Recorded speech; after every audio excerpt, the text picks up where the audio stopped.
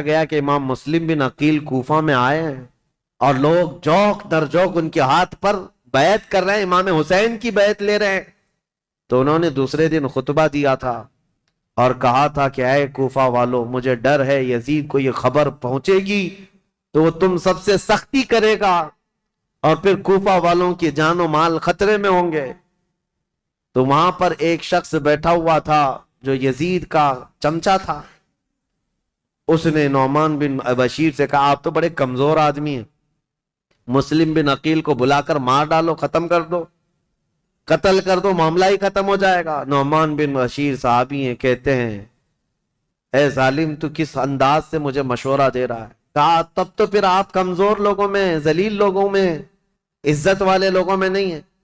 انہوں نے نعمان بن بشیر نے ایک تاریخی جملہ کہا تھا، مجھے ایسی ذلت گوارا ہے جس میں رب کی عزت ہے، رب کی رضا ہے، اور مجھے ایسی عزت گوارا نہیں جس میں رب کی ناراضی ہو اور کسی کا خون میرے ہاتھ سے رنگا ہو۔ عزیزان، میرا ہاتھ کسی کے خون سے رنگا ہوا ہو۔ حضرت نعمان بن بشیر اتر گئے اور یزیدی جو وہاں موجود تھے حامی، انہوں نے خط لکھ کر کے یزید کو پہنچا دیا کہ دیکھو یہاں پر تو مسلم بن عقیل آئے ہیں اور حسین نے خلافت کا دعویٰ کر ہی دیا ہے، جس کا تمہیں خطرہ تھا وہ خطرہ آ گیا، اور کوفہ والے جوق در جوق بیعت کر رہے ہیں۔ یزید کو کب یہ بات ہضم ہوتی؟ وہ تو کب سے تیاری کر رہا تھا، بلکہ اس کے باپ حضرت امیر معاویہ بھی اس کے تخت خلافت پر بیٹھنے کے لیے تیاریاں کیے ہوئے تھے، کئی لوگوں سے بات چیت کیے ہوئے تھے، حالات سازگار نہیں ہوئے تب تو ان کا انتقال ہو ہی گیا۔ یزید زور سے، طاقت سے کئی لوگوں کو اپنا ہم نوا بنا رہا تھا، اور جب اسے پتا چلی گیا جس بات کا مجھے خطرہ تھا وہ خطرہ تو آ ہی گیا کہ خلافت کا دعوے دار علی کا بیٹا ہو سکتا ہے، اسے خطرہ تھا، اور حضرت امام حسین کی خلافت کا کوفہ والوں نے پہلے ہی اعلان کر دی، ابھی امام حسین نے اعلان نہیں کیا، کوفہ والوں نے یہ اعلان کر دیا اور اپنے ہاتھ سے سب لوگوں نے بیعت کرنا شروع کر دیا تھا۔ ایک بات یاد رکھو میرے عزیزوں، اپنے اندر اللہ کے نبی صلی اللہ علیہ وسلم کی محبت ایسی بساؤ کہ ظالم جو خواب دیکھتا رہتا ہے نا ڈر کے مارے، وہ خواب کبھی نہ کبھی سچا ہو ہی جاتا ہے۔ ہاں، مجھے یہ بات یاد آتی، یزید جیسے ڈرتا تھا، ہر دن ڈر کے سوتا تھا کہ کہیں سے کوئی خلافت کا دعوے دار اٹھے گا تو میری کرسی ہلا دے گا، اور اس کو پتا چلا جیسے ہی حضرت امام حسین اٹھ گئے تو اس دن وہ اپنا ماتھا مارنے لگا اور لوگوں سے کہا کہ دیکھو جس کا ڈر تھا وہی ہو گیا۔ ایسی ہی آج کے یزیدیوں کو بھی یہ خبر ستاتی رہتی ہے ہمارے ملک کے، اور پاکھنڈی بولتے بھی رہتے ہیں 2029 میں ہندوستان کا پردھان منتری مسلمان بن جائے گا۔ یہ ہماری بات نہیں ہے، یہ ڈر کے مارے دیکھے ہوئے خواب ہیں، یہ ڈراؤنے خواب ہیں جو پریشان کرتے ہیں، اور انشاءاللہ العزیز کوئی حسین کا غلام بیدار ہوگا اور پورے ہند کو ایک میدان میں لا کر کھڑا بھی کرے گا انشاءاللہ۔ ہاں، اس قوم کو زندہ ہو لینے دو، پھر ہر قوم کہے گی حسین ہمارے ہیں انشاءاللہ۔ حضرت امام حسین کی طرف سے امام مسلم بن عقیل نے بیعت لینی شروع کی تو یہاں کوفہ پورا کا پورا ان کے دامن میں آ گیا۔ روزانہ ایک ایک گھر پر دعوت ہے امام مسلم بن عقیل کو، ارے وہ چلنے تک نہیں دیتے، ان کے شہزادوں کو سواریاں بنا لیتے، ان کے شہزادوں کو اپنی سواریوں پر بٹھا لیتے، اپنے کندھوں کو سواری بنا دیتے، اس طرح کی محبت پیش کرتے رہے۔ اور پھر امام مسلم بن عقیل نے امام حسین کو خط لکھا کہ حالات بہت اچھے ہیں، کوفہ والے پورے ایک آواز ہو کر آپ کی خلافت کا اعلان کر رہے ہیں، آپ کو جلدی تشریف لانا چاہیے اور آپ کی خلافت کا اعلان ہونا چاہیے۔ امام مسلم بن عقیل نے خط لکھ کر بھیجا، جس کام کے لیے آپ کو بھیجا گیا تھا وہ کام تو آپ نے کیا، عینی گواہ بھی تھے، آنکھوں سے دیکھا ہوا حال بیان کر دیا۔ اب امام حسین کے پاس جب یہ خط آیا تو اب مجھے بتاؤ، مکہ والے جو صحابہ امام حسین کو روک رہے تھے مت جاؤ مت جاؤ، امام حسین نے کہا تمہارے مشورے پر میں اپنے بھائی کو بھیجا، میرے بھائی نے بھی وہی خبر دی جو کوفہ والے اپنے خطوں میں لکھ کر کے بھیج رہے تھے، میرے بھائی پر تو مجھے اعتماد ہے، انہوں نے جو دیکھا وہ سچ بتایا۔ یہ خط تو آیا لیکن یزید کے ہاں سے جو معاملات سنگ دل کے بدلے اس طرح کہ اس نے مروان بن حکم کو بلایا اور پوچھا کہ یہ اس فتنے کو کیسے ختم کریں، یہ بغاوت کو کیسے سرو کریں۔ تو اس نے مشورہ دیا کہ نعمان بن بشیر یہ کمزور دل آدمی ہے، نرم دل آدمی ہے، اس کو اتار دو۔ حالانکہ صحابی رسول تھے، کہا اس کو اتار دو۔ اور عبید اللہ ابن زیاد یہ ایک نہایت ہی ظالم قسم کا جلاد آدمی تھا۔ اس کی ماں کے متعلق ہی مشہور تھا کہ زنا کرتی یا کرواتی رہی جس سے پیدا ہوا، اور اس کی ظلم کی داستانیں لوگوں میں مشہور تھیں۔ یہ بصرہ کا گورنر تھا۔ یزید نے فوراً لیٹر لکھ کر بھیجا کہ یہاں سے عبید اللہ بن زیاد سیدھے کوفہ جائے اور وہاں کے حالات کو اپنے ہاتھ میں کنٹرول کرے۔ عبید اللہ بن زیاد جیسے ہی یزید کا خط آیا وہ کوفہ نکلا۔ کوفہ جب گیا تو بھیس بدل کر کے آیا، چہرے پر نقاب ڈال کر کے مدینے کی طرف، مکہ کی طرف سے جو راستہ آتا ہے اس راستے سے کوفہ میں آیا، کیونکہ کوفہ والے روز اس انتظار میں تھے کہ حیدر کرار کے شہزادے امام حسین تشریف لانے والے، رسول اللہ کے بیٹے کوفہ میں آنے والے، روز انتظار میں تھے کیونکہ امام مسلم نے خط لکھ کر کے بھیج دیا ہے، اب وہ آنے والے۔ تو ابن زیاد یہی دھوکہ دیتے ہوئے اسی راستے سے آیا کہ کوفہ والے یہ سمجھیں کہ حسین ابن علی آئے، اور کوفہ والے وہی سمجھے۔ خوب نعرے لگائے، مرحبا بک یا ابن رسول اللہ، اے رسول اللہ کے شہزادے، مرحبا مرحبا، آپ آ گئے ہمارے کوفہ میں۔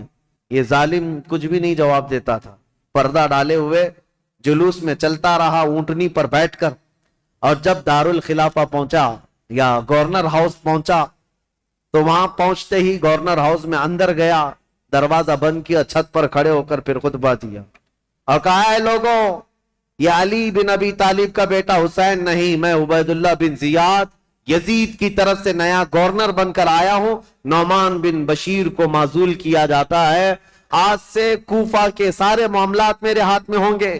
کوفہ والے جو استقبال کرنے کے لیے آئے تھے ان کو سخت ترین خطبہ دیا، کہا، اے لوگوں سنو، جو سختی کرے گا اس کے ساتھ ہم سختی کریں گے، اور جو یزید کی بیعت کو انکار کرے گا ہم اس کو قتل کریں گے، باغیوں میں اس کا شمار ہوگا، اور جو کسی باغی کی حمایت کرے گا ہم اس کے ساتھ بھی سختی کا معاملہ کریں گے۔ اس کا پہلے ہی دن یہ جو خطبہ سنا لوگوں نے بہت ہی بیزاری کا اظہار کیا، برہمی کا اظہار کیا، لوگ چلے گئے۔ اب امام مسلم بن عقیل کے حالات اب بدلنے کو آ گئے، کوفہ والے بس گیدڑ بھپکی سے ڈر گئے، عبید اللہ بن زیاد کے ایک خطبے سے ڈر گئے۔ اور اس کے بعد دوسرے دن عبید اللہ بن زیاد نے کیا کیا، کوفہ کے جتنے قبیلے تھے، خاندان تھے، ان خاندانوں کے جو جو بڑے لوگ تھے، خاندان کا جو بھی رئیس ہوتا، ان سب کو اپنے گورنر ہاؤس میں بلایا، اور بلا کر کے اتنا سخت ڈرایا اور کہا، تم میں سے کوئی بھی اگر مسلم بن عقیل کو اپنے گھر میں پناہ دیا یا دیتا ہوا نظر آیا تو میں تمہاری پھانسی کا پھندا یہیں پر لٹکاؤں گا، اور اس کے بعد تمہارے لیے وہ عبرتناک سزا ہوگی، اس لیے کہ یزید امیر المومنین کی طرف سے مجھے یہ آرڈر ہے۔ ایسے سخت احکامات دیا، اور اس کے بعد کوفہ والوں کو ڈرایا یہ کہہ کر کے کہ یزید کی طرف سے 30,000 کی فوج آ رہی ہے جو کوفہ کی اینٹ سے اینٹ بجا دے گی۔ سارے سردار ڈر گئے، جتنے قبیلوں کے آقا تھے ان کے جو جو رئیس تھے وہ ڈر کے مارے چھپ گئے، اور حضرت امام مسلم بن عقیل کو آ کر یہ معاملات کی خبر دی۔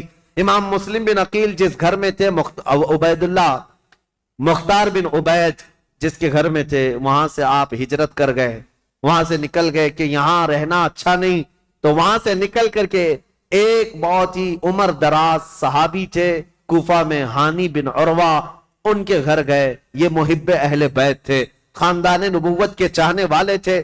امام مسلم بن عقیل ان کے گھر جاتے ہیں، ہانی بن عروہ نے ان کا استقبال کیا اور اپنے گھر کے ایک کمرے کے اندر ان کو چھپا دیا، رازداری کے ساتھ امام مسلم بن عقیل اور ان کے شہزادوں کو اپنے گھر میں رکھا۔ اور جتنے اہل بیت سے لوگ محبت کرتے تھے صرف ان کو معلوم تھا کہ امام مسلم بن عقیل ہانی بن عروہ کے گھر میں ہے، اور اس کے باوجود امام مسلم بن عقیل ہانی بن عروہ کے گھر میں رہ کر بھی کوفہ والوں کو بلاتے رہے، جو اب تک 60,000 کی تعداد میں پہنچے تھے بیعت کرنے والے، اب ان لوگوں میں اب چھانٹنا شروع کیا کہ ابھی بچے کتنے ہیں. ہانی بن عروہ کے گھر میں جب آپ خفیہ لوگوں سے ملاقات کرتے تھے اس وقت بھی 18,000 لوگ ابھی بھی امام مسلم بن عقیل کے ساتھ تھے. آ کر کے انہوں نے اپنے ساتھ ہونے کا اظہار کیا. امام مسلم بن عقیل نے کہا کہ اب بھی حالات صحیح ہیں, کچھ بدلے تو کیا ہوا, کچھ تو موجود ہیں, امام حسین کو آنا چاہیے. دوسرا خط بھی انہوں نے لکھا کہ حالات قابو میں آنے کے لائق ہیں, آپ تشریف لائیں. دوسرا خط بھی گیا امام حسین کو. لیکن اب امام مسلم بن عقیل کی تلاش شروع کر دیا عبید اللہ بن زیاد. یہ ہر جگہ لوگوں سے پوچھنے لگ گیا کہ مسلم بن عقیل جو آئے ہیں حسین کی طرف سے وکیل بن کر, وہ کس کے گھر میں چھپے ہوئے, کوئی بتانے کو تیار نہیں تھا. اب عبید اللہ بن زیاد نے ایک غلام کو پیسہ دے کر کے بھیجا, 3,000 درہم یا دینار, کہا کہ تو جا کر کے کسی نہ کسی طرح سے تلاش کر کے معلوم کر کے مسلم بن عقیل کہاں چھپے. اب وہ روزانہ گھومتا تھا اور جو اہل بیت سے محبت کرنے والے ہیں وہ جانتا تھا. تو ایک مسلم بن اوسجہ اسدی رضی اللہ تعالیٰ محب اہل بیت سے مسجد میں عبادت میں رہتے, ان کے پاس گیا یہ غلام جس کا نام معقل تھا. یہ گیا اور کہا جا کر کے مجھے مسلم بن عقیل سے ملنا ہے. تو مسلم بن اوسجہ اسدی یہ کہتے ہیں تو مجھ سے کیوں پوچھ رہا ہے, مسجد میں اور بھی بہت سارے لوگ ہیں. تو یہ غلام کہتا ہے آپ تو جانتے ہیں حالات خراب ہیں, میں اہل بیت کا کٹر حامی ہوں, محب ہوں, میں کچھ نظر اور نیاز لے کر کے آیا ہوں امام مسلم بن عقیل کو دینے کے لیے. وہ ہمارے شہر کوفہ میں غریب ہیں, لوگوں نے ان کو پریشان کر رکھا ہے. تو حضرت مسلم بن اوسجہ اسدی سمجھ گئے کہ یہ محب اہل بیت ہے, اس کو پکڑ کر ہانی بن عروہ کے گھر لے گئے. آؤ میں تجھے ملاتا ہوں. حضرت ہانی بن عروہ کے گھر یہ معقل غلام گیا تو دیکھا حضرت مسلم بن عقیل اور ان کے دونوں شہزادے گھر کے اندر ایک کمرے کے اندر موجود ہیں, اور جتنے اہل بیت سے محبت کرنے والے راستار لوگ تھے وہ آتے تھے, ملتے تھے, جاتے تھے. انہی میں یہ معقل غلام بھی گیا, جا کر 3,000 درہم نظر میں رکھا اور اس کے بعد رو دھو کر کے ان کے سامنے محبت کا اظہار کیا اور کہا میں محب اہل بیت ہوں, مجھے آنے کی اجازت ہو. تو اس کو آنے کی روزانہ اجازت ملی. دن بھر ان کے حجرے میں بیٹھا رہتا, کتنے لوگ کوفہ سے ان سے ملنے آ رہے ہیں, کون کون کیا کیا باتیں کر رہا ہے, سب سنتا, اور رات میں جا کر عبید اللہ بن زیاد کو ساری رپورٹ دیتا, ساری جاسوسی کرتا تھا. اس زمانے کا وہ مشہور ٹپر جو یہاں پر بھی بہت سارے لوگ اس طرح کے, اس لیے مجھے یہ کہنا پڑ رہا ہے یہ سب سے برا کام ہے جس پر اللہ اور اس کے رسول کی لعنت ہوئی ہے. میرے آقا صلی اللہ تعالیٰ علیہ وسلم نے ان کے لیے جہنم کی بشارت دی ہے جو مسلمانوں کی جاسوسی کرتے ہیں یا مسلمانوں کی خبریں کفار و مشرکین کو پہنچاتے ہیں. ان کو منافقین میں شمار کیا گیا, منافقین میں شمار کیا گیا ہے. حضور اکرم صلی اللہ تعالیٰ علیہ وسلم اس قدر ناراض تھے, اس قدر ناراض, صرف ایک صحابی کی بارے میں بیچ میں بات آئی, عرض کرتا ہوں توبہ کریں میرے عزیزوں. میں ممبئی کے ایک علاقہ جہاں گھنی آبادی ہے مسلمانوں کی, نام نہیں ذکر کر رہا ہوں کیونکہ ریکارڈ ہوتا ہے اور ہر جگہ چیزیں پہنچتی ہیں. ایک گھنی آبادی کا علاقہ ہے, وہاں جانے کے بعد ایک حاجی صاحب ہے, ان سے ملاقات ہوئی تو لوگوں کے کاروبار پوچھ رہے تھے. تو اس میں انہوں نے کہا کہ یہاں کے اکثر مسلمانوں کا جو کاروبار ہے وہ ٹپ دینا ہے, پولیس کو ٹپ دینا ہے, اسی پر ان کی روزی روٹی چلتی ہے. اور کچھ جو ہے جھوٹے فرضی کاغذات پر فلیٹوں کی خرید و فروخت کرتے ہیں, ٹوپی ڈالتے ہیں, یہی کاروبار ہے. نعوذ باللہ من ذالک. ان باتوں میں ہماری قوم کو سب سے زیادہ بدنام کیا گیا ہے یا ہوگا. 500 روپے 1000 روپے کے لیے کیا کوئی اپنی قوم بیچ دے گا؟ کوئی اپنی قوم بیچ دے گا؟ میرے عزیزوں تم ہرگز یہ مت سمجھنا کہ تمہاری خبریں دینے سے تم ان کے سامنے عزیز بن جاؤ گے. وہ ایسے کتے ہیں کہ ایک شکار کے بعد دوسرا شکار تم ہی ہوگے, تمہارا ہی نمبر ہو. اور میں جو بات عرض کر رہا تھا حدیث, وہ عرض کر کے آگے بڑھتا ہوں. ایک صحابی حضرت ابو لبابہ, یہودیوں کے متعلق حضور نے رات میں میٹنگ کی تھی کہ ان کے ساتھ کیا کرنا ہے. سارے صحابہ کا اتفاق ہو گیا تھا. یہودی چونکہ دھوکہ دیے تھے مدینے والوں کو, میٹنگ میں بات پاس ہو گئی کہ کیا کرنا ہے, لیکن حضور نے رات میں یہ کہا تھا کہ کوئی بھی اس بات کی خبر باہر نہیں پہنچائے گا, یہ رسول اللہ کا راز ہے. لیکن حضرت ابو لبابہ صحابی یہ باہر جا رہے تھے، یہودیوں نے انہیں پکڑ لیا، پرانی دوستی تھی، بچپن کی دوستی تھی. کہا ابو لبابہ سنا ہے رسول اللہ نے کچھ میٹنگ کی ہے ہمارے بارے میں، کیا مشورہ ہوا ہے؟ کہا نہیں بتاؤں گا، ہرگز نہیں بتاؤں گا، اللہ کے رسول کا راز ہے. تو ان پر پریشر ڈالنے لگے، پرانی دوستی کا واسطہ دیتے ہوئے، بچپن کی دوستی ہے، کچھ تو بتاؤ، اچھا اشارہ تو بتاؤ. میرے عزیزو، آج تو جان بوجھ کر کے پورا اپنا پروفیشنل اور اپنا کاروبار بنائے ہوئے لوگ ہیں. وہ تو حضرت ابو لبابہ غلطی سے ان کے ہاتھوں لگ گئے، تو انہوں نے اشارے سے صرف یوں کہا تھا کہ تمہارا ہو جائے گا کام ہونے میں. اور یہودی راتوں رات پورا مدینہ خالی کر کے بھاگ گئے. دوسرے دن حضور کو خبر ہوئی، حضور نے بلایا، پوچھا کہ کس نے خبر کی ہمارے رات کی بات کو؟ تو حضرت ابو لبابہ کہتے ہیں کھڑا ہو گیا، کیونکہ پتا ہے نہ بھی بتاتا تو مخبر صادق صلی اللہ علیہ وسلم کو ہر بات کی خبر ہے. حضرت ابو لبابہ کھڑے ہو گئے، کہا یا رسول اللہ یہ جرم میرا ہے، لیکن میں نے جان بوجھ کر کے آپ کا راز افشا نہیں کیا، اور نہ ہی مسلمانوں کی کوئی بات جان بوجھ کر یہودیوں کو بتایا. میں تو راستے پہ جا رہا تھا اور اچانک ان کے ہتھے چڑھ گیا، انہوں نے مجھے بچپن کی دوستی یاد دلائی اور بہت زیادہ دباؤ ڈالا، میں نے اشارہ کیا تھا بس. جانتے ہو اس بات پر میرے آقا نے کیا فرمایا؟ نبی پاک صلی اللہ تعالی علیہ وسلم کھڑے ہو گئے، سارے مدینے کے صحابہ سے کہا آج کے بعد سے ابو لبابہ سے کوئی مسلمان نہ سلام کرے گا نہ مصافحہ کرے گا. حضور پاک نے فرمایا مکمل طور پر ابو لبابہ کا بائیکاٹ کرو، کوئی سلام بھی نہیں کرے گا، مصافحہ بھی نہیں کرے گا. حضرت ابو لبابہ کے متعلق اتنا سخت حکم حضور نے فرمایا. اور آج بھی مدینہ طیبہ مسجد نبوی جاؤ گے، وہاں ستونوں میں، مسجد کے اندر جو ستون ہے نا، ان ستونوں میں ایک ستون حضرت ابو لبابہ کے نام سے ہے. ابو لبابہ نے کیا کیا؟ اپنی بیوی کو بلایا اور کہا اب میں جینے کے قابل نہیں ہوں، مجھے اس کمبے سے باندھ دینا جب تک میری توبہ قبول نہ ہو. ان کو رسی سے ان کی بیوی باندھ کر چلی جاتی. حد تو یہ ہے وہ مدینے والے کیسے تھے، صحابہ تو دیکھتے تھے ان کو، نمازوں کے وقت کھولا جاتا تھا، حضور کے پیچھے نماز پڑھتے تھے، پھر رسی سے باندھ دیے جاتے، کھانے کے وقت ہاتھ کھولتے. ان کی بیوی بھی کچھ پوچھو تو منہ پھیر لیتی، کہتی رسول اللہ نے منع کیا، تم سے سلام بھی نہیں کیا جا سکتا، کلام بھی نہیں، جینے کا حق ہے اس لیے کھانا دیا جا رہا ہے. بیوی تک نہیں بات کرتی تھی. حضرت ابو لبابہ پر یہ دن ایک دن دو دن کا بائیکاٹ نہیں، تقریباً 33 دن تک چلا.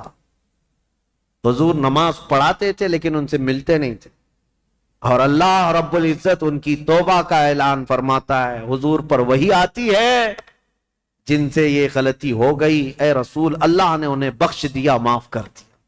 حضور اپنے ہاتھوں سے رسی کھولتے. یہ بات بیچ میں آئی ہے تو اس لیے مجھے عرض کرنا ہے، کچھ لوگوں کو ایسا لگتا ہے مسلمانوں کی جاسوسی کرنا، ان کی خبریں لے جا کر کے بڑے عہدے داروں کو بتانا، ٹپ دینا، اس میں ہماری عزت بڑھے گی. زیادہ سے زیادہ کیا ہوگا تمہارا؟ چند جرائم میں پولیس تمہیں معاف کر دے گی، اتنا ہی، کچھ نہیں ہے. عزت حاصل کرو اللہ کی بارگاہ میں. ہونا تو یہ چاہیے کہ اپنی قوم اور اپنی جماعت کے متعلق پہلے تو حالات ایسے ہوتے تھے کہ ہمارے بڑے، ہمارے بزرگ بتاتے ہیں کہ دوسروں کو ہماری جماعت کیا ہمارے محلے میں آنے سے پہلے اجازت لینی پڑتی تھی. اتحاد ہوتا، یونٹی ہوتی. آج ہر کوئی ایک دوسرے کے پیچھے پڑا ہوا ہے، اس کی جاسوسی وہ کرے، اس کی جاسوسی یہ کرے، جاسوسی میں پوری زندگی گزر جا رہی. قیامت کے دن اللہ کی بارگاہ میں کیا کہو گے؟ اور قرآن کا 26ویں پارے کی یہ آیت بھی یاد رکھو. اللہ نے فرمایا اجتنبوا کثیرا من الظن، اللہ فرماتا ولا تجسسوا، لوگوں کی جاسوسی مت کرو. اور جو جاسوسی کرتا ہے مومن کے لیے، یا غیبت کرتا ہے اس کے لیے اللہ قرآن میں فرماتا گویا کہ وہ اپنے مرے ہوئے بھائی کا گوشت کھاتا ہے، مرے ہوئے بھائی کا گوشت کھاتا ہے. میں ان سب سے کہوں گا ظالموں، مردہ کھانے والوں، توبہ کر لو، ابھی دن باقی ہیں، ابھی دن باقی ہیں. تم نے جن لوگوں کو ذلیل کرنے کے لیے آج تخت پر بیٹھے ہوئے لوگوں کی رضامندی حاصل کرنے کے لیے مسلمانوں کی خبریں لے جا کر پہنچاتے ہو، دن بدلیں گے، وقت بدلے گا، پھر تمہاری حالت ایسی ہوگی نہ تم اپنی قوم کے ہوگے نہ کسی اور قوم کے ہوگے، تمہیں منافقین میں شمار کیا جائے گا. توبہ کر لو. امام مسلم بن عقیل کی خبریں پہنچانے والا وہ ماکل غلام، اس کے ساتھ یہی ہوا 3,000 درہم دے کر کے نذرانہ اور ساری رپورٹیں لا کر عبید اللہ بن زیاد کے پاس پہنچاتا تھا۔ عبید اللہ بن زیاد ساری باتیں سنتا رہا اور ہانی بن عروہ کو ایک دن بلا لیا، کہا ہانی بن عروہ سے اس کے پرانے تعلقات تھے، لیکن ہانی بن عروہ جب سے وہ آیا تھا ملنے نہیں گئے تھے۔ بلایا اچانک گورنر ہاؤس پہ، کہا کیا بات ہے ہانی بن عروہ، ہم سے ملاقات نہیں کر رہے ہو؟ کہا میں بیمار تھا اس لیے نہیں آیا۔ کہا بیمار نہیں، تم تو فتنوں میں مبتلا ہو، امیر المومنین کے خلاف فتنہ کرنے کا گھر کو اڈا بنا رکھا ہے، مسلم بن عقیل کو تم سہارا دیے ہوئے ہو، روزانہ پلاننگ کرتے ہو اپنے گھر میں اور خلافت کے خلاف لوگوں کو بغاوت پر ابھار رہے ہو۔ حضرت ہانی بن عروہ نے کہا ایسا تو نہیں کر رہا میں۔ تو اس نے وہ غلام کو سامنے پیش کیا، کہا اس کو پہچانتے ہو؟ کہا ہاں یہ تو محب اہل بیت ہے، وہ ماکل بن یسار جو غلام تھا۔ اس نے کہا میں کوئی محب اہل بیت نہیں، میں عبید اللہ بن زیاد کا سپاہی ہوں، میں ان کی طرف سے آیا کرتا تھا۔ ہانی بن عروہ دیکھ کر دنگ رہ گئے، مسلمان کو اگر کسی نے ڈنک مارا ہے تو دوسرا مسلمان ہی مارا ہے۔ اکثر یہی ہوا ہے تاریخ میں، جب تک اپنا کوئی گھر کا بھیدی نہیں ہوتا تب تک کوئی دشمن ہم پر غالب نہیں ہوتا۔ پوری تاریخ میں دیکھیں آپ یہی ہوتا رہا ہے۔ ہانی بن عروہ نے کہا تو اب یہ تیری جاسوسی تھی تو سن لے، حقیقت بات یہ ہے مسلم بن عقیل خود آئے ہیں میرے گھر اور وہ اہل بیت سے ہیں، میں ان کو منع نہیں کر سکتا اس لیے میں اپنے گھر میں رکھا ہوں۔ مسلم بن عقیل کی ابھی یہ بات چل رہی تھی، کوفہ میں یہ بات گردش کرنے لگ گئی کہ وہ قبیلہ بنی مزعج کے تھے، ایک قبیلہ تھا بنی مزعج، اس قبیلے کے ہانی بن عروہ سردار تھے، مشہور ہو گئی ہانی بن عروہ کا قتل ہو گیا، ان کو مارا گیا۔ تب سارے ان کے خاندان کے لوگ اور سب کے سب جمع ہو گئے، یہ تعداد بھی قریب 12,000 کی تھی۔ امام مسلم بن عقیل اس میں باہر نکل کر کے آگئے، کوفہ کے جتنے لوگ ہیں ان کو لے کر گورنر ہاؤس کا گھیراؤ کر لیا، سب کو باہر جمع کر لیا۔ امام مسلم بن عقیل نے کہا اس وقت تک نہیں جائیں گے جب تک ہانی بن عروہ کے قتل کے بارے میں ہم ابن زیاد سے بدلہ نہ لیں گے۔ کوفہ والے نعرہ لگاتے ہوئے آ گئے۔ یہ وقت بھی ایسا تھا، امام مسلم بن عقیل چاہتے تو پورے گورنر ہاؤس کو تباہ کر دیتے، لیکن جب 12,000 لوگ آئے تھے تو ابن زیاد نے کیا کیا، ہانی بن عروہ کو اس نے قتل نہیں کیا تھا، گھر وہیں گورنر ہاؤس میں قید کر کے رکھا تھا، بوڑھے صاحب ہی تھے، ان کو پکڑ کر کے چھت پر لایا گیا اور یہ زور زبردستی ان سے کہا گیا اپنے قبیلے والوں سے کہہ دو واپس چلے جائیں، اپنے قبیلے والوں سے کہہ دو مسلم بن عقیل کا ساتھ چھوڑ دیں ورنہ ہانی بن عروہ تمہارا قتل ہو جائے گا، ٹکڑے ہو جائیں گے۔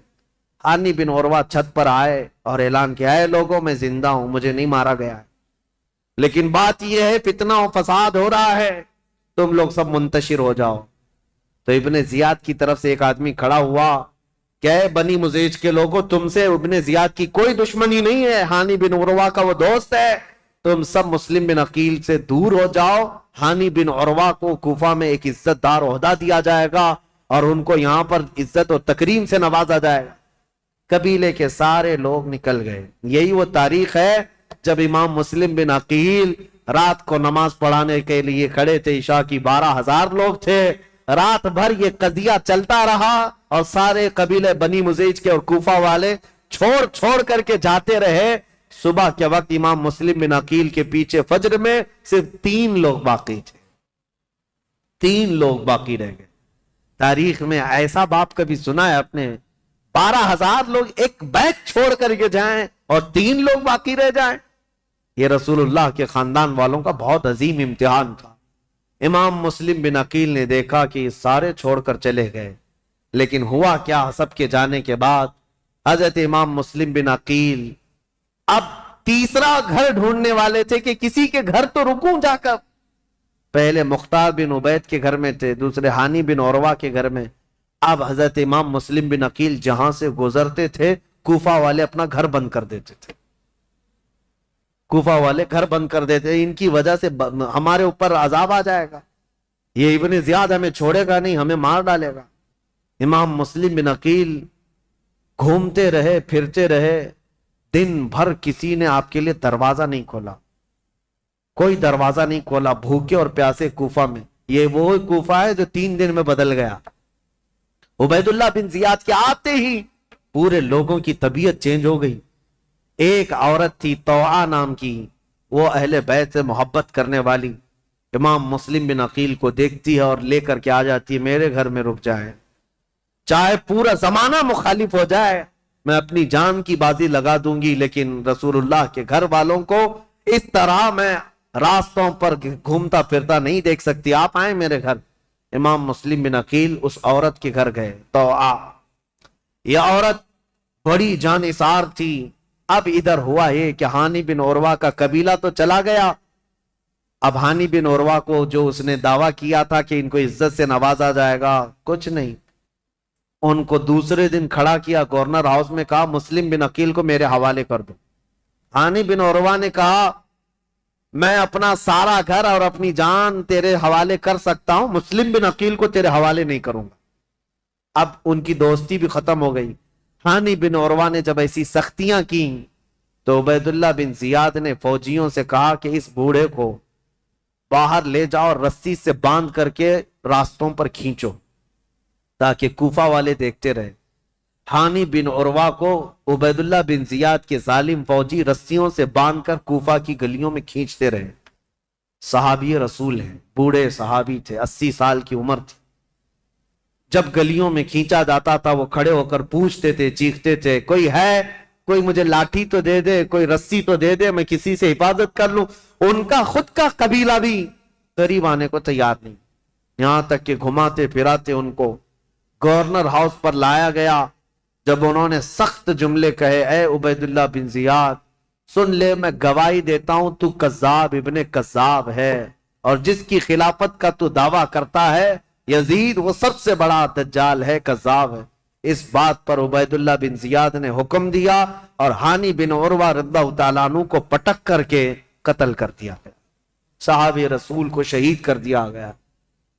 میرے عزیزوں، یہاں سے کوفہ میں جو اہل بیت اطہار کے جانثاروں کی شہادت شروع ہوئی، اس میں پہلے ہانی بن عروہ تھے، اور اس کے بعد وہ مسلم بن اوسجہ اسدی جو محب اہل بیت تھے ان کا قتل ہوا. پھر آپ ڈھونڈنے کے لیے بھیجا کہ جہاں کئی مسلم بن عقیل ہیں ان کو ڈھونڈ کر کے لاؤ. یہ حالات ہوتے رہے، اور طوعا نام کی عورت کے گھر مسلم بن عقیل تھے. اتفاق ایسا کہ اس طوعا نامی عورت کا جو بیٹا تھا محمد بن اشعث، وہ ابن زیاد کے درباری تھا، فوجی تھا. اور اس کو خبر ملی تو ابن زیاد سے آ کر کے کہا میری ماں نے پناہ دے رکھی ہے مسلم بن عقیل کو، لیکن میری ماں بہت ڈھیٹ ہے، مانے گی نہیں، وہ مجھ سے بھی لڑ جائے گی، مسلم بن عقیل کو حوالے نہیں کرے. تو کیا کیا جائے؟ ابن زیاد نے پوچھا تو اس نے کہا بیٹے نے میرے ساتھ 10 فوجیوں کو بھیجو، کسی نہ کسی طرح گرفتار کر کے لاؤں گا. تو 10 فوجیوں کو یا 12 فوجیوں کو لے کر یہ محمد بن اشعث آیا اور اپنی ماں سے آ کر کہا کہ ماں تو ایک مجرم کو پناہ دی ہے، ماں تو نے ایک غدار کو اور دھوکے باز کو اور خلافت کے باغی کو پناہ دیا ہے، تجھے پتہ نہیں انجام کیا ہے. طوعا باہر نکلی اور کہا مجھے افسوس ہے اس دن پر جس دن میں نے تجھے دودھ پلایا تھا، اس دن پر مجھے افسوس ہے، اور تو کہتا ہے میں نے باغی کو پناہ دی ہے. نہیں، در حقیقت میں نے رسول اللہ کے گھر کو اپنے گھر میں بسایا ہے، میں نے رسول اللہ کے گھر کو اپنے گھر میں بسایا ہے. مسلم بن عقیل تیرے حوالے نہیں ہوں گے. اپنے بیٹے سے وہ لڑ گئی. اب یہ 12 لوگ امام مسلم بن عقیل کو پکڑنے آئے تو پہلی مرتبہ امام مسلم بن عقیل کو تلوار نکالنی پڑی. کوفہ میں پہلی مرتبہ جب تلوار نکالی تو یہی 10-12 سے آپ کا مقابلہ ہوا. اور یہ 10-12 کیا، یہ حیدر کرار رضی اللہ تعالیٰ عنہ کے گھر کا شیر ہے. مسلم بن عقیل کی تلوار چمکتی تھی اور سامنے وہ بھاگے پھرتے تھے کتوں کی طرح، کوئی پکڑنے کو آتا نہیں تھا. یہاں تک کہ ایک شخص قریب آیا اور امام مسلم بن عقیل پر حملہ کرنے لگا. آپ کا اس کی تلوار منہ پر گری جس سے آپ کا ہونٹ کٹ گیا. امام مسلم بن عقیل کا ہونٹ کٹ گیا. امام مسلم بن عقیل، سخت شدت کی دھوپ ہے اس دن، طوعا نامی خاتون سے کہتے ہیں اے محب اہل بیت، جانثاران اہل بیت کی خاتون، مجھے تھوڑا پانی دے دے، میں پانی پیوں گا اور ان کا کام تمام کروں۔ خاتون پانی لائی، ایک کھٹورے میں پانی لائی۔ امام مسلم بن عقیل پانی کے لیے جیسی کھٹوری آگے کرتے ہیں، خون پورا اس پانی میں گرتا۔ آپ نے پانی پھینک دیا کہ خون کا قطرہ پانی میں مل جائے تو حرام ہے، پانی نہیں پیا جا سکتا، خون پینا حرام ہے۔ دوسری کھٹوری لائی گئی، آپ جب لبوں کے قریب لگاتے اس میں بھی خون ٹپکتا تھا۔ آپ نے وہ پانی بھی چھوڑ دیا، کہا صاف پانی پینا مسلمان کے لیے حلال ہے، خون جس پانی میں مل جائے وہ حرام ہے، میں حرام پانی اخیر وقت نہیں پی سکتا۔ تیسری مرتبہ لایا گیا، تیسری مرتبہ بھی وہ کھٹوری خون سے لال ہو گئی۔ آپ نے رکھ دیا اور کہا شاید اب میری زندگی میں دنیا کا پانی نہیں ہے۔ امام مسلم بن عقیل لڑنے کے لیے پھر باہر آئے تو ان ظالموں نے کیا کہا، محمد بن اشعث وغیرہ نے کہا مسلم ہم تم سے لڑنا نہیں چاہتے، امان دیتے ہیں۔ ایک شخص اس میں سے کہا میں امان دیتا ہوں، بس بات اتنی ہے کہ تم چلو عبید اللہ بن زیاد کے سامنے، تمہارے آمنے سامنے گفتگو ہو جائے، ہم اتنا ہی کہتے ہیں۔ جیسے آج بھی آتے ہیں نا پولیس والے، صرف بات کرنا ہے، بات کرنے کے لیے جانا ہے۔ امام مسلم بن عقیل سے کہا صرف بات کرنے کے لیے چلو۔ اور اس وقت عربوں میں امان دینے کا مطلب یہ ہوتا ہے کہ پھر جنگ نہیں ہوتی، اور اس کے لیے جس نے امان دیا وہ تلوار اٹھا لیتا، عرب میں یہ دستور تھا۔ تو امام مسلم بن عقیل نے اپنی تلوار چھوڑ دی، کہا چلو ٹھیک ہے تم نے امان دے دی، میں چلتا ہوں ابن زیاد کے پاس گفتگو کروں گا۔ جب جانے لگے اور اس وقت جیسی ہی ان کی بگی میں بٹھایا گیا، گھوڑے پر بٹھایا گیا، تو ظالموں نے پیچھے سے ان کے ہاتھ باندھنا شروع کر دیا۔ امام مسلم بن عقیل کے ہاتھ باندھے۔ آپ نے پوچھا جب تم نے امان دے دیا اور صرف بات ہی کرنا ہے تو پھر یہ ہاتھ باندھنا کیوں شروع کیا؟ یہ پہلی غداری ہے تمہاری۔ کہا نہیں ابن زیاد کے پاس چلو۔ جب وہاں پہنچے تو آپ کو اس انداز سے نہیں لے جایا گیا جیسے بلایا گیا تھا، کھینچ کر کے بے عزتی کے ساتھ لایا گیا، عبید اللہ بن زیاد کے سامنے لایا گیا۔ اب یہ جو مکالمہ ہوا ہے، جو گفتگو ہوئی ہے، ابن زیاد نے اب گفتگو شروع کی اور کہا اے مسلم بن عقیل کیا تم یہ فتنہ پروری کر رہے ہو؟ یہاں کے لوگ امن و امان میں تھے، یہاں کے لوگ حسب عادت بہت اچھے مزاج کے تھے، اور تم نے آ کر فتنہ ڈال دیا اور حقیقی خلیفہ کے خلاف بغاوت کیا۔ امام مسلم بن عقیل نے کہا نہ ہم فتنہ کرنے کے لیے آئے اور نہ یہاں کے لوگ امن و امان میں تھے، ہم کو یہ خبر دی گئی کہ یہاں تیرے باپ کی حکومت ظلم کے ساتھ قائم کی گئی ہے اور ان کے ساتھ کوفہ والوں کے ساتھ ظلم ہوتا تھا، ہم ان کو زمانے رسول کی خلافت یا زمانے رسول کی حالت پر لانے کے لیے اپنا شہر چھوڑ کر آئے ہیں۔ تو ابن زیاد نے کہا اے مسلم بن عقیل تم کو اتنی فکر ہو گئی، تم تو مدینے میں شراب پینے والے لوگ۔ مسلم بن عقیل نے مسکرا کر کہا پورا زمانہ گواہ ہے، رسول اللہ کا گھرانہ شراب تو دور کی بات، میری کھٹوری میں خون کا قطرہ گرا تھا، میں نے وہ پھینک دیا ہے، شراب کی بات کرتا ہے؟ شراب تو تجھ جیسا آدمی پیتا اور تیرا امیر پیتا ہے یزید، جو مسلمانوں کی خون پر اپنی کرسی بچھایا ہوا ہے۔ یہ باتیں سخت ہو گئی امام مسلم بن عقیل کی اور ابن زیاد کی۔ ابن زیاد نے کہا کہ مسلم ابھی تمہارے پاس وقت ہے کہ تم یزید کی امارت اور اس کی خلافت کو تسلیم کر لو تو ہمارے درمیان بات بن جائے گی۔ ابن زیاد نے جیسے ہی کہا، مسلم بن عقیل نے کہا تو ہم سے اس بات کا وعدہ لینا چاہ رہا ہے جو قیامت تک ہونے والا نہیں ہے، جو قیامت تک ہونے والا نہیں ہے، اور ہماری زندگیاں کیا ہماری نسلیں ختم ہو جائیں گی، لیکن جس بات پر تو عہد لینا چاہتا ہے وہ ممکن نہیں ہے۔ ابن زیاد نے تلوار نکالی اور کہا اگر وہ ممکن نہیں ہے تو پھر میری تلوار سے تمہارا مقابلہ ممکن ہے۔ مسلم بن عقیل نے کہا میں نہیں کہتا تھا کہ تجھ جیسا خون پینے والا ہی شرابی ہے اور تیرے لیے ہی یہ سزاوار ہے کہ تو ہی مسلمان کے خون سے اپنے آپ کو آلودہ کر سکتا ہے۔ یہ گفتگو ہوتی رہی کوفہ کے گورنر ہاؤس میں۔ عبید اللہ بن زیاد نے امام مسلم بن عقیل کو پیچھے ہاتھ باندھ کر اوپر چھت پر لے جانے کا حکم دیا، جلاد کو بلایا اور جلاد کو بلانے کے بعد امام مسلم بن عقیل کی ہڈیاں توڑی گئیں، آپ کی ہڈیاں توڑی گئیں، اور اس کے بعد امام مسلم بن عقیل کو قتل کر کے गवर्नर हाउस के ऊपर से फेंका गया, आपका सर मुबारक अलग और जिस्म मुबारक अलग फेंका गया था। इन्ना लिल्लाहि व इन्ना इलैहि राजिऊन। ये खानदान नबुव्वत के पहले शहीद हैं, पहले शहीद कूफा में जिन्होंने दम तोड़ दिया। लेकिन जानते हो गवर्नर हाउस में मुस्लिम बिन अकील की ये हालत थी कि जब आपके हाथ बांध करके आपको ऊपर ले जाया जा रहा था तो कई लोग वहां मौजूद थे, उनकी तरफ देख देख करके इमाम मुस्लिम बिन अकील कह रहे थे, ऐ लोगों, दुनिया का ये दस्तूर है, कैसर और किसरा जैसे जालिम बादशाह भी जब किसी को फांसी देते तो फांसी देने से पहले उससे पूछ लेते तेरी कोई ख्वाहिश है तो बता दे। ये कैसी हुकूमत तुम्हारी आ गई, क्या मुझसे कोई पूछने वाला नहीं है? तो लोग कहते अगर कोई चीज जानते चाहते हो तो बताओ। इमाम मुस्लिम बिन अकील ये कह रहे थे, मैं ये नहीं चाहता कि मेरे बच्चों की देखभाल हो, मैं ये नहीं चाहता कि मेरे घर बार मेरी जायदाद का ख्याल हो, मैं ये भी नहीं चाहता कि मेरे बाद मेरी खबर मदीने पहुंचाई जाए, बस इतनी ख्वाहिश है मेरी मौत से पहले हुसैन इब्ने अली को ये पैगाम पहुंचा दो कि वो कूफा जैसे बददयानत शहर में कभी ना आए। मेरा ये पैगाम पहुंचा दो कि वो इस शहर में ना आने पाए, इसलिए कि उस नवासे रसूल के साथ अगर ऐसा हुआ जैसा मेरे साथ हो रहा है तो कयामत के दिन मैं उनको क्या मुंह दिखाऊंगा। हुसैन अगर मुझसे ये पूछे कि मुस्लिम तुम्हारे खत की वजह से मैं आया था और मेरे साथ कूफा वालों ने क्या किया, अगर हुसैन इब्ने अली मुझसे ये पूछ लें तो मैं क्या जवाब दूंगा, इसलिए कि अब तक मैं 2 खत लिख चुका हूं कि कूफा के हालात बड़े अच्छे हैं, इसलिए आए लोगों मेरा ये पैगाम पहुंचा दो, हुसैन इब्ने अली कूफा की तरफ ना आए।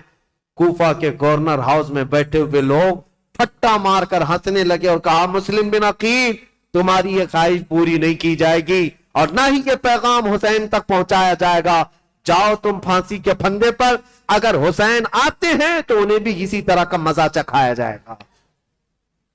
इमाम मुस्लिम बिन अकील की शहादत हो गई और जैसे ही उनकी शहादत हुई, मेरे अजीजों, हानी बिन उरवा जो इनके जानिसार थे, इनके मुहिब थे, उनका कत्ल हुआ, मुस्लिम बिन औसजा का कत्ल हुआ, अब मुस्लिम बिन अकील का कत्ल हुआ। इतना ही नहीं कि गवर्नर हाउस से उनकी लाश फेंकी गई थी, हड्डियां तोड़ी गई थी, इतना ही नहीं, मुझे बताने में दर्द महसूस होता है, रोंगटे खड़े हो जाते हैं। मुस्लिम बिन अकील की लाश को गवर्नर हाउस पर लटकाया गया। कूफा वाले देखते रहो, जो बगावत करेगा उसका अंजाम यही होगा, जो हमारे अमीर के खिलाफ खड़ा होगा उसके साथ हम यही बर्ताव करेंगे। मैं ये कहता हूं, ऐ मुसलमानों, इस वाक़े को बार बार याद करना। मॉब लिंचिंग ये आज की तारीख नहीं है, कूफा वालों ने बहुत पहले शुरू कर रखा था। आज के ये कुत्ते भेड़िए जब किसी मुसलमान पर हमला आवर होते हैं और मार मार करके गोश्त के नाम पर, गाय के गोश्त के नाम पर, पता नहीं किस किस चीज के नाम पर, क्या हमारे मुल्क में ये हालात नहीं होते? पहलू खान, जुनैद खान, पता नहीं कितने ऐसे नौजवानों को बेगुनाह मार दिया गया मॉब लिंचिंग के जरिए, और कभी किसी को गिरफ्तार करके जबरदस्ती उनको मार करके ये कहा जाए बोलो हमारे भगवान का नाम। ये सब जो हालात हुए, और फिर ये कुत्ते जालिम करते क्या हैं, वीडियो बना करके उसको वायरल करें और मुसलमान भी शेयर करते, फॉरवर्ड करते रहते हैं, और ये उनका मकसद ही है कि तुम्हारे दिलों में दहशत पैदा की जाए। अरे इनके साथ अगर ऐसा किया जाए तो ऐसा कर देंगे, वैसा कर देंगे, फिर होगा क्या? टोपी छुपा कर घूमो, दाढ़ी छिलाकर घूमो। नहीं, हम तो सेकुलर लोग हैं, हम तो सेकुलर लोग हैं, कहीं से हमें मुसलमान दिखना नहीं है। नाम भी ऐसा रखो कि कोई पहचान ना सके। ये तुम्हारी हालतें इसी दहशत की वजह से आने लग गई। मेरे अजीजों, ये नई बातें नहीं हमारे मुल्क के लिए या हमारी तारीख में। हमारे किसी बच्चे को गिरफ्तार करके मॉब लिंचिंग करना, कुत्ते और भेड़िए उस पर हमला आवर हो जाएं, एक निहत्थे को मारकर लटका देना, ये आज की बात नहीं। तुम्हें पता है, मैं रुक करके थोड़ी सी और तारीख बता दूं। अब्दुल्ला बिन जुबैर, तारीख अगर आगे बयान होती तो इंशाल्लाह उनका भी दौर आता यजीद के बाद। अब्दुल्ला बिन जुबैर जो मक्का में थे, ये कौन है अब्दुल्ला बिन जुबैर? ये हजरत अबू बकर सिद्दीक के नवासे। इनकी मां अस्मा बिनते अबू बकर और बाप जुबैर बिन अवाम, रसूलुल्लाह के अशरे मुबशरा सहाबा में से, उनके बेटे, मां सिद्दीक अकबर की बेटी اور باپ رسول اللہ کی پھوپھی کے بیٹے یہ عبداللہ بن زبیر. ان کے ساتھ جو ہوا تھا پتا ہے, یزید کے دور کا ہی ایک گورنر حجاج بن یوسف عبداللہ بن زبیر سے مکہ میں 40 دن تک لڑا تھا, جس کی لڑائی کی وجہ سے خانہ کعبہ کا غلاف جل گیا تھا اور حجر اسود کو نقصان پہنچا تھا. اور وہ جنتی دمبا جو حضرت اسماعیل علیہ السلام کے قربانی کے وقت جنت سے لایا گیا تھا, وہ دمبے کا جو اس کے سینگ تھے, جو نشانیاں تھی وہ جل گئی تھی, ختم ہو گئی تھی. اتنے بڑے واقعات پیش آئے عبداللہ بن زبیر کے زمانے میں.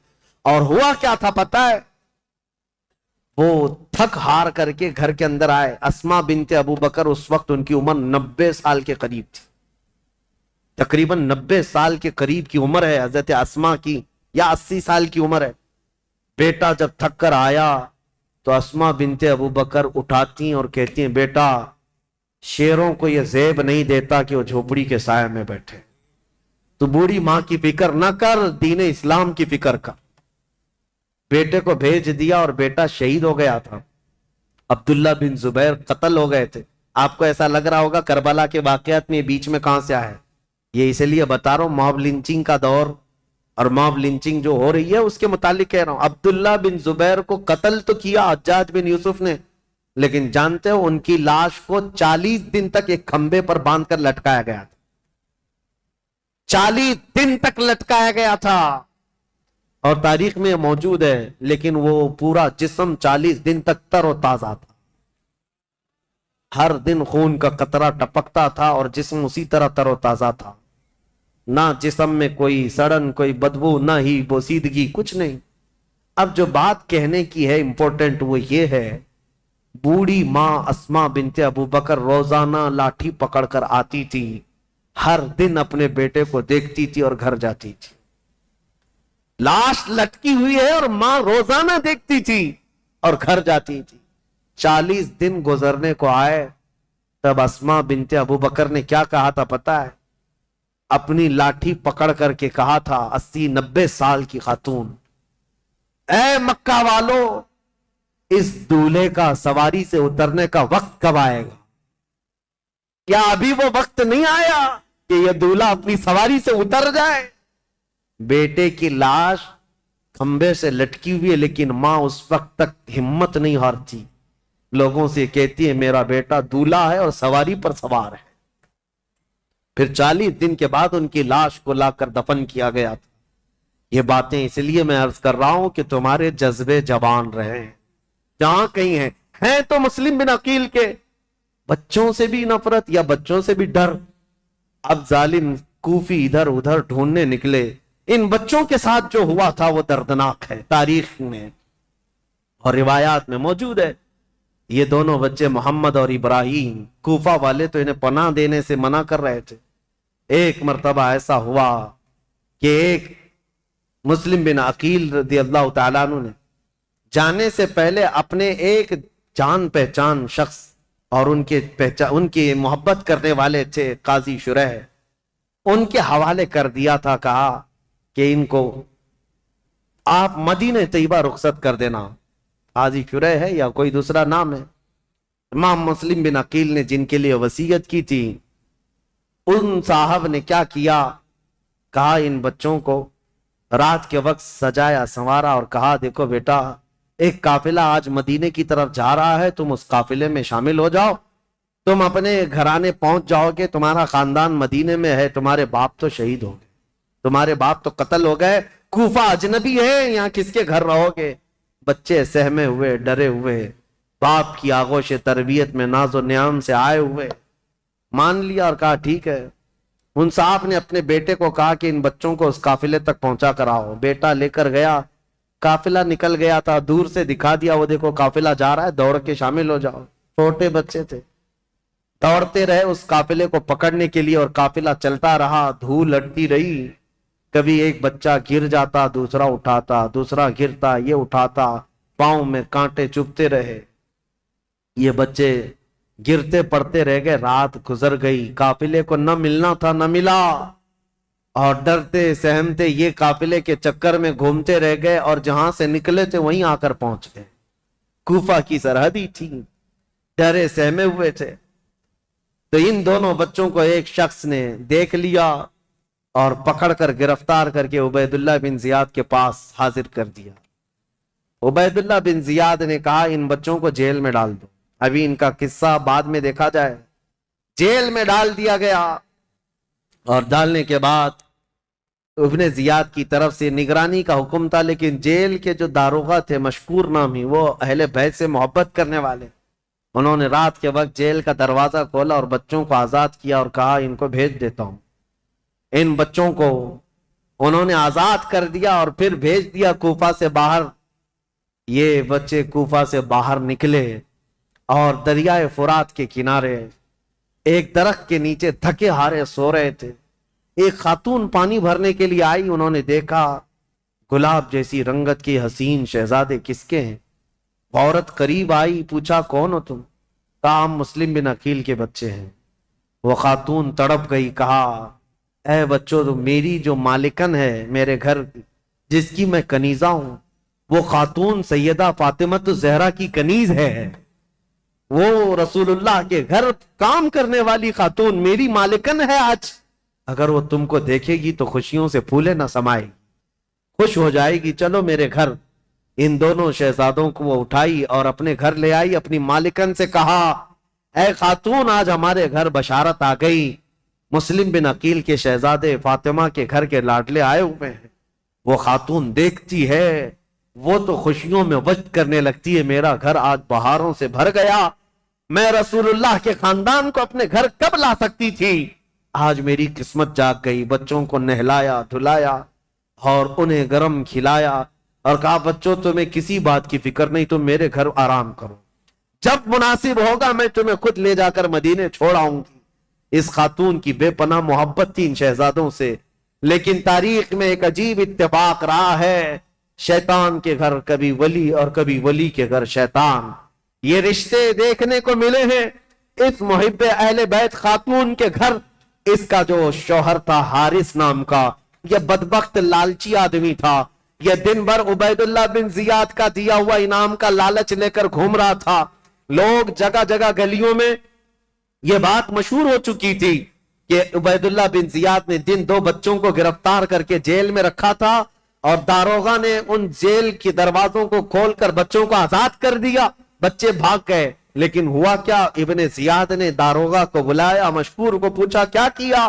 कहा मैंने बच्चों को छोड़ दिया। कहा क्यों छोड़ दिया? कहा इसलिए छोड़ दिया कि कल कयामत के दिन अगर मेरा नाम दोज़खियों के दरमियान आ जाए तो रसूलुल्लाह की बारगाह में मैं अर्ज करूंगा, ऐ अल्लाह के नबी, मैं तुम्हारे शहजादों को जेल से छोड़ा था, आज मुझे जहन्नम से आजादी मिल जाए।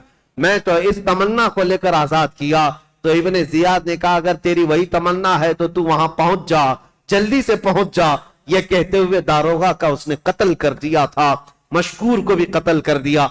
और फिर अब के बाद जोश और गजब में आकर के ऐलान किया, जो इन दो शहजादों को ढूंढ कर लाएगा उसे 100 ऊंट इनाम में दिए जाएंगे, उतना ही माल दिया जाएगा। अब लालची कूफी हर जगह इधर उधर घूम रहे थे इन बच्चों की तलाश में, जगह जगह मारे मारे घूम रहे थे। और ये हारिस नामी शख्स दिन भर तलाश करके रात को अपने घर पहुंचा है, अपनी बीवी के पास आया और सो रहा है रात के वक्त। लेकिन उसे ये खबर नहीं कि जिन बच्चों को ढूंढ रहा था वो बच्चे इसी के घर में आराम कर रहे हैं। खातून तो जानिसाराने अहले बैत में से थी, मुहिब्बाने अहले बैत में से थी। उस खातून ने तो हक अदा किया था मोहब्बत अहले बैत का, बच्चों को खिलाया पिलाया और सुलाया। बच्चे नरम और नाजुक बिस्तर पर सोए थे। रात को इन दोनों शहजादों ने ख्वाब देखा। हजरत मोहम्मद जो बड़े साहबजादे थे, इब्राहिम जो छोटे साहबजादे थे, ख्वाब में देखा अपने बाप को।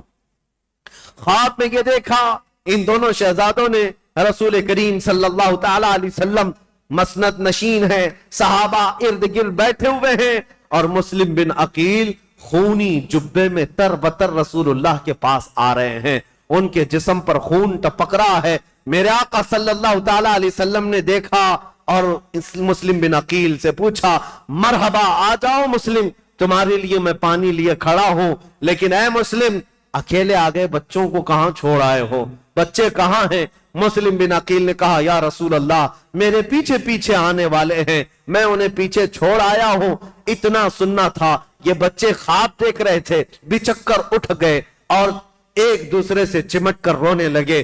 दोनों ने सेम ख्वाब देखा था, एक दूसरे को ख्वाब बताया। दोनों ने कहा, मैंने भी बाबा जान को देखा। दूसरे ने कहा, मैंने भी बाबा जान को देखा। रसूलुल्लाह की महफिल में अब्बा जान को खूनी जुब्बे में तरबतर हमने देखा है। अल्लाह अकबर। ये बच्चे सहम कर रो रहे थे, इनकी आवाजें बुलंद हो गई। घर में बच्चों की आवाज। वो बे औलाद शख्स था हारिस, रात को जाग गया, अपनी बीवी से पूछा, हमारे घर तो कोई औलाद नहीं, ये बच्चों के रोने की आवाज कहां से आ रही है? बीवी ने कहा, शायद पड़ोसी के घर से आवाज आती होगी, तुम सो जाओ। बीवी ने मना किया बताने से। फिर इस जालिम ने कहा, नहीं, मुझे तो लगता है मेरे घर में बच्चों की आवाज है, पड़ोस के घर के बच्चों की आवाज इतनी तेज नहीं आती। खातून ने बहलाया, फुसलाया और कहा कि तुम सो जाओ। लेकिन इस जालिम ने कहा, मुझे देखना है, मेरे घर की तलाशी लेनी है। घर ढूंढते हुए आया और उसी हुजरे में आया जिसमें बच्चे सो रहे थे, और उठ करके ये एक दूसरे को चिमट कर रो रहे थे। हारिस आते ही पूछता है, ऐ बच्चों, तुम किसके हो, किसके बेटे हो, मेरे घर कैसे आए? बच्चे तो इस घर को मुहिब्बाने अहले बैत समझते थे। देखा था एक दिन पहले खातून ने नहलाया, धुलाया है, खाना खिलाया है, हमारे घर, हमारा जानिसारों का ये घर है। बच्चों ने तड़प कर कहा, ऐ शख्स, हम तो मुस्लिम बिन अकील के शहजादे हैं, हम अहले बैत नबूवत से ताल्लुक रखते हैं। इतना सुनते ही यह हारिस दोनों बच्चों के बाल पकड़कर खींच करके उठाया। कहा, दिन भर तुम्हारी तलाश में सरगर्दा था, मैंने कहां कहां की खाक छान मारी, तुम्हें ढूंढते ढूंढते थक गया और तुम मेरे घर के बिस्तर पर सो रहे हो। दोनों बच्चों के गाल पर तमाचे मारने लगा। गुस्से के मारे दोनों बच्चों को थप्पड़ रसीद करता रहा। ये बच्चों का मंजर देख करके उसकी खातून बीच में आ गई। कहा, सालिम, तू अपने हाथों को बचा ले, तू कल क़यामत के दिन फातिमा के सामने खड़ा होगा, अली के सामने खड़ा होगा, रसूलुल्लाह के सामने खड़ा होगा। उनके घर वालों को दी हुई तकलीफ का क्या जवाब दे सकता है? हारिस के सर पर यह लालच का भूत सवार था। उसकी बीवी की बात एक न समझ आई। वो बच्चों को बालों समेत खींचता हुआ बाहर ला रहा था। बीवी कदमों में गिर गई, लिपट गई और बार बार इसरार किया, आज एक बार मेरी मान ले, इन बच्चों की जान बख्श दे, मैं जिंदगी भर तेरी गुलामी करूं, तू जो कहे वो मान लूं, अपनी जान कुर्बान कर दूं। लेकिन हारिस को न मानना था, न माना। यहां तक के बीच बचाव में अपनी बीवी की नाक को फोड़ दिया, उसके चेहरे को जख्मी कर दिया और उसे बेहोश कर दिया। अपनी बीवी को मार मार कर फिर घर से अपनी तेज तर्रार तलवार को उठाया और कहा, चलो ए बच्चों, तुम्हारा वक्त आ गया, तुम्हारा बाप जहां गया है मैं तुम्हें वहां जल्दी क्यों ना पहुंचा दूं, तुम भी वहां पहुंच जाओ, ताकि उबैदुल्लाह बिन जियाद ने जो 100 ऊंट के इनाम का ये ऐलान किया है, मैं उसका हकदार बन जाऊं।